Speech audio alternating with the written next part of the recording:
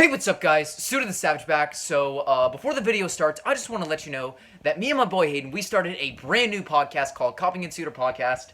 If you don't remember who Hayden is, you may have seen him in hockey and basketball stereotypes. Well, me and him decided to start a brand new podcast. We've been thinking about doing this for a while, but we finally started it up. It would mean so much to me if you would go check out our channel. I'll be leaving the link in the description below. We are uploading a brand new podcast every Monday. So be on the lookout for that. It's just going to be like weekly sports updates, mainly on basketball, hockey, football, and baseball. And we'll throw in a few other popular sports like the Masters is going on. We'll lightly mention that. And of course, F1 racing, because Hayden's super into F1 racing. But anyways, make sure you go check it out. It's Copying Souter Podcast. Definitely go take a look at it. Now on to the video. So what is up, guys? Souter the Savage back. And today I'm here with my Saints and 49ers recap. So the Saints, we pull off a victory over the San Francisco 49ers, 27-13. This was an interesting game, but there is a lot of concern for the upcoming future of the season, especially with the Drew Brees injury, as we now have to bring in Jameis Winston to be our quarterback. So how that's going to go, I'm going to discuss that in this video, at least after I do my general recap and individual player stats. I'll kind of discuss like what the future really could mean for the Saints. So anyways, got a lot to get to for this game, so without further ado, let's get this video started. So starting out with a general recap of the game, starting out with the 49ers, they got the first ball, and they just went on a long drive. Lasted about 8 minutes or so, and they ended up with the first touchdown of the game. It was a 4-yard pass to Brandon Ayuk from Nick Mullins, so wasn't that great. And then the Saints, we end up going 3 and out. And we give the 49ers the ball, but then we force a 3 and out of our own, so I'm happy about that. And then, but when they punt the ball, Deontay Harris, he muffed the catch, and the 49ers recovered it, and they ended up driving down the field, although we didn't. I mean, they were at about midfield. They drove us down as much as they could, but our defense was able to force them to kick a field goal, so defense had a bad start, but I was thinking maybe this is the shift in momentum that we need. And then Deontay Harris on the kickoff, he takes it for a 75-yard run. He didn't get the touchdown, but we end up having to settle for the field goal. But Deontay Harris, glad he redeemed himself, kind of neutralized the score in my opinion. And then the 49ers, just a very quick drive, they end up punting. Saints, we follow up with another quick punt, but this time we punted it, and Webster, he muffed the catch, and Marquez Callaway covers it, and we get the ball, and we finally get a touchdown. It was just a 2-yard HB toss right to Alvin Kamara. Good for the touchdown, and the kick was good, so we are down at 10-10. And then the 49ers, they get the ball. They have a bit of a drive down the field, and it's 4th and 1 at the New Orleans 41, just after the 2-minute warning. And they come up with the decision to go for it. Now, you might be thinking that was a bad idea to go for it, but considering that the Saints were going to get the first ball of the second half, I wouldn't chance it. And a 41-yard field goal, even though Robbie Gould is one of the better kickers in the league, I'd say he's top 5. And a 41-yarder is definitely risky, because if you miss that, Saints have key field position, and they could score very easily. So they decide to go for it. And David Onyemena and Malcolm Jenkins just completely stuffed Jerick McKinnon as we made him go for a negative rush, turnover on downs. Saints, we convert that to a touchdown. It was a 3-yard pass to Alvin Kamara. And here's the thing. Breeze fumbled the snap, but he was still able to find a wide-open Kamara. But one of the bad things that did happen this drive, well, actually it might have happened on the drive before. Yeah, it was on the drive before, but Street, one of the 49ers defenders, ends up tackling Breeze. And it was a pretty aggressive tackle. They actually flagged him for roughing the passer. And let's just say the end result was not good. It was multiple rib fractures and a collapsed lung. So he was feeling okay just to come out for the 2-minute warning drive. But other than that, he just didn't come back. Anyways, I got to finish the first half. So after our touchdown, 49ers, they go 3 and out, and then we just knee out the ball. And yeah, but basically, once the second half started, Breeze is on the sideline. He's talking with Sean Payton. Kind of looks like they're arguing. I'm thinking, oh God, what did Drew Brees do? But then all of a sudden, he did not come back. Jameis Winston came in, and I turned numb. I was so scared because I was literally getting flashbacks to last season, just with Breeze when he went out with a torn finger ligament, and with Jameis Winston coming in, I knew that we were not adjusted to his game plan, so he would struggle, and I'm not really sure if he's over his turnover prowess, so I wasn't sure. But anyways, we have a short drive, punt the ball to start the second half, but 49ers, they go on a drive, and Nick Mullins throws a terrible pass, which gets intercepted by Malcolm Jenkins, and then we go 3 and out. And then the 49ers go 3 and out. Then we kind of have a long drive just to end the third quarter. Going into the fourth quarter, we had it 1st and goal on the 4. And we end up going to a 3rd and goal at the 15. And then fortunately, we actually got a penalty that went in our favor. Then we got 1st and goal on the 6th.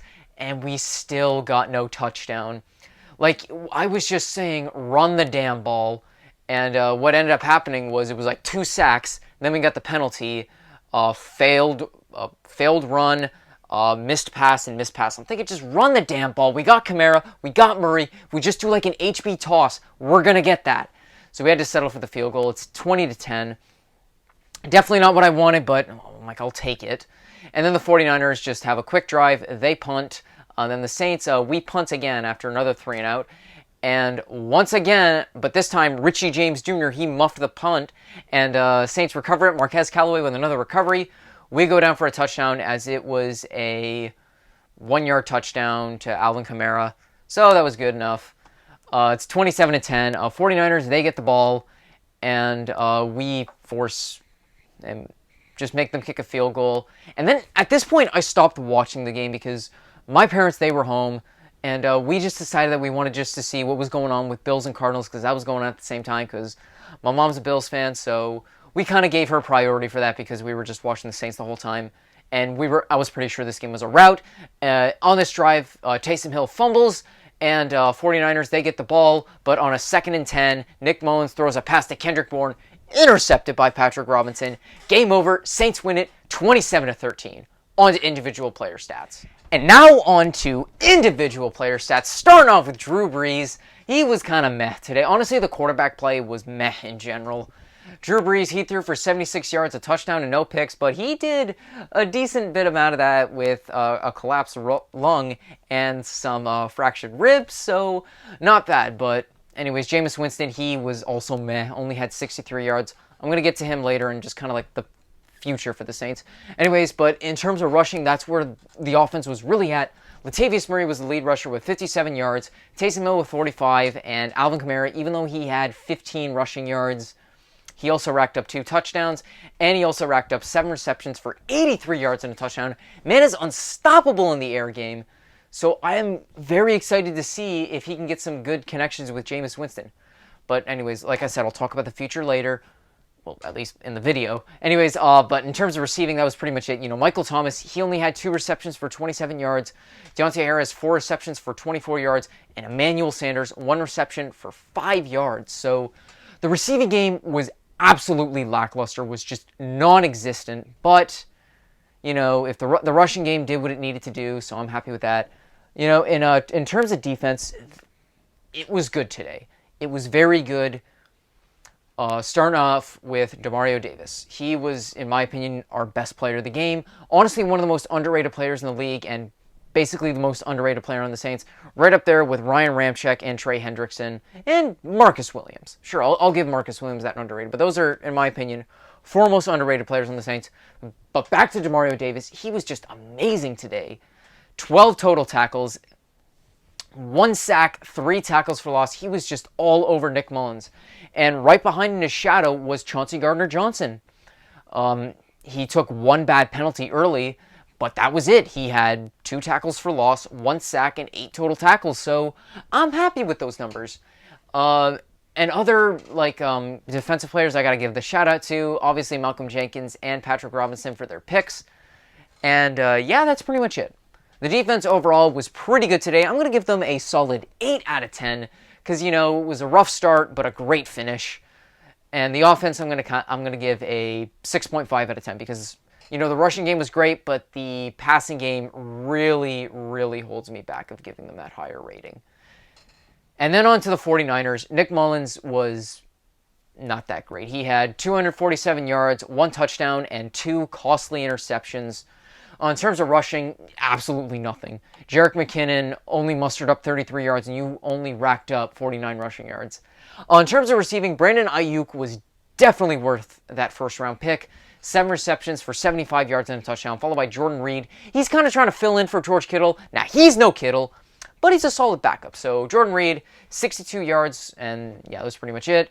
Walter, he had 27 yards, followed by Richie James and Kendrick Bourne. They both had 26 yards, followed by Dwelly with 22, Jerick McKinnon with 13, and yeah, that was pretty much it for them.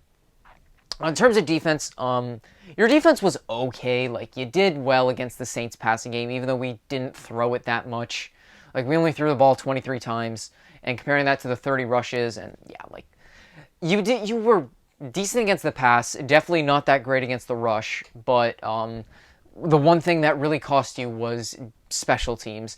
2 muffed punts, and that was ultimately the difference maker in that game. As well, one of the muffed punts, we scored a field goal, but the other muffed punt, we scored a touchdown. So that's a 10-point difference. So when you look at that, like, that could have been what you needed to win you the game, but that wasn't what you got. So I'm going to give your offense a 6 out of 10, and I'm going to give the defense a 7 out of 10. Now on to the future of the Saints. So with no Drew Brees and with Jameis Winston not really playing that great, does this sound familiar? Drew Brees getting injured, bringing in a backup QB where he's pretty sloppy, and everyone loses hope. That sounds familiar to me. That was exactly what everyone thought about Teddy Bridgewater last year. Even me, kind of. Like, me with Teddy Bridgewater, I thought he was going to be, like, decent. I thought he was going to play more as a game manager, but this is what we got right now. So, Jameis Winston, an absolute gunslinger, although I'd rather have Teddy over Jameis, just because I just don't know if Jameis Winston can get his act together. Because don't forget, last year, he had the most passing yards. He was first in passing yards, second in touchdowns, right behind Lamar Jackson. So he was like in every good passing stat. Oh, but then there's the 30 interceptions. I saw a very funny meme where it was like, Jameis Winston's the guy who would have like over 100 hours of community service, a 4.0 GPA, but 5 DUIs on his record. That's basically how I describe Jameis Winston. Well, at least that's how the meme did it, but I'm just kind of scared about Jameis because I hope that he got over his turnover prowess. I mean, behind Drew Brees, he's accurate as hell, so I hope that he can get his act together. I think he will, and he will just be absolutely slinging it out to Michael Thomas, Emmanuel Sanders, Marquez Callaway, Traquan Smith. So many guys he can get the ball out to, and even to Alvin Kamara.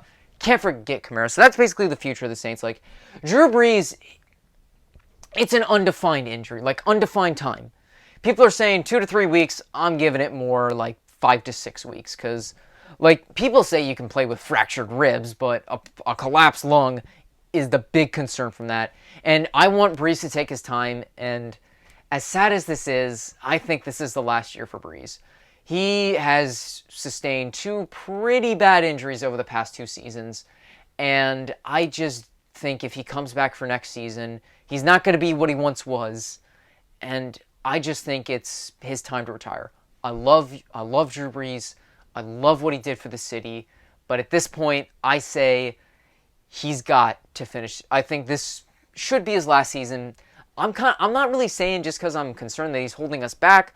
It's just more I want him to be healthy. I don't want him going through all those injuries. I don't want those injuries to affect him in the future.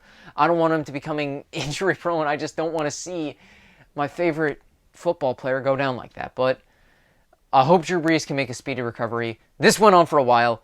On to the outro. And that is going to wrap up my video for today. Thank you guys all so much for watching. If you want to see the rest of my prediction videos and the rest of my recap videos, links to all that will be in the description below. Like I said in the beginning of the video, me and my boy Hayden, we started a podcast. Link to our channel will be in the description below, and the link to our first video will be in the description below. Guys, it would mean a whole lot to the both of us if you would check that podcast out. This is something that we've been talking about doing for a while, and we really want to make it happen. So it would mean so much to me if you subscribe to the channel and continuously listen to our podcast. Anyways, make sure you drop a like in this video, subscribe to my channel, comment down below what you thought of this Saints game. And I almost forgot to give my final grades. Saints, I'm going to give them a 7.5 out of 10, and the 49ers, I'm going to give them a 6.5 out of 10. Make sure you follow me on Instagram and Snapchat and TikTok at Souter the Savage. Thank you all for watching. Have a great day. Who Dat Nation is out.